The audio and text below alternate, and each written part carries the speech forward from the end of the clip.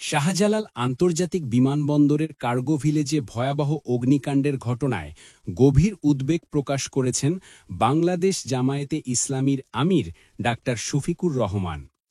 এক আবেগঘন প্রতিক্রিয়ায় তিনি বলেন, দেশের প্রধান আন্তর্জাতিক প্রবেশদ্বারে এমন দুর্ঘটনা কেবলই দুঃখজনক নয়, বরং জাতিকে গভীরভাবে উদ্বিগ্ন করে তুলেছে।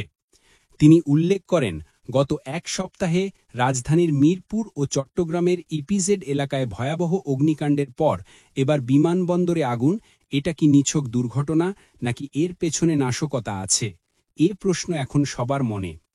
ডাক্তার শফিকুর রহমান দাবি জানান, এ ঘটনার দ্রুত ও নিরপেক্ষ তদন্ত করে দোষীদের আইনের আওতায় এনে দৃষ্টান্তমূলক শাস্তি দিতে হবে।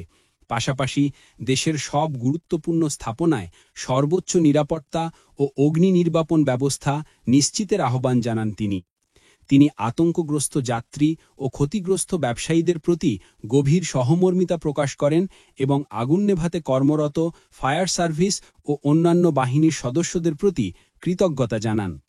এই ভয়াবহ অগ্নিকাণ্ড আবারও প্রশ্ন তুলেছে, দেশের নিরাপত্তা ব্যবস্থা কতটা প্রস্তুত বড় বিপর্যয়ের মুখে।